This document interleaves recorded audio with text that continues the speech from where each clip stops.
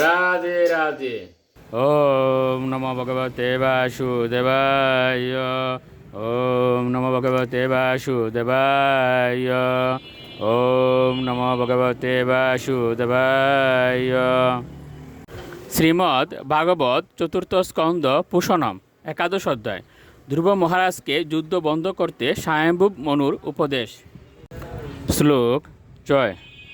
তান অন্য মানান বিক্ষ গুজ্জকান নাগশস চিত্ররতেন বরিষ ও তান পাদিম কৃপয়া পিতামহ মনুর্জগাদ উপগত সহর্ষিবীয়। অনুবাদ।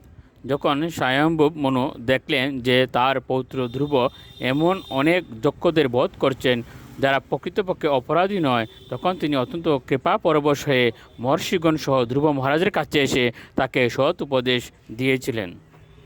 শ্লোক ৭। মনুরুবাচ অলম্বৎ সাতিরুষেন তমুদারেন পাপমনা হেন পুণ্য জনানে তান বোধিস্তমনাগস। অনুবাদ। শ্রী মনু বললেন, হে বৎস, এই যুদ্ধ বন্ধ করো। অনর্থক ক্রোধ বা সমীচীন নয়, তা হচ্ছে নারকীয় জীবনের পথ।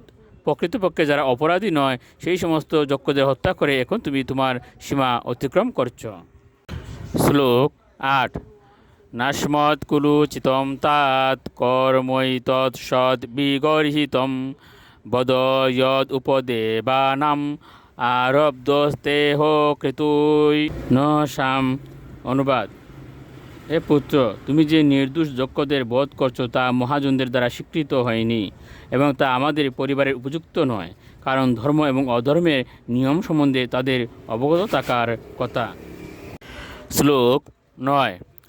ননেক সাপরাধেন প্রসঙ্গাত ভবতা ভ্রাতুর্বদাবি তপ্তেন তয়াঙ্গ ভ্রাতৃবৎসল। অনুবাদ। হে বৎস, তুমি যে তোমার ভ্রাতার প্রতি অত্যন্ত স্নেহশীল এবং যক্ষের হাতে তার মৃত্যুতে তুমি যে অত্যন্ত মর্মাহত হয়েছ তা বোঝা যাচ্ছে, কিন্তু বিবেচনা করে দেখো, একজন মাত্র যক্ষের অপরাধী তুমি অন্য কতজন নির্দোষ যক্ষকে বধ করেছ। শ্লোক ১০। নায়ম মার্গ হি সাধুনাম ঋষিকেশানুবর্তিনাম যদাত্মানম পরাগ গৃহ্য পশুবদ্ভূত বৈশ্বসম।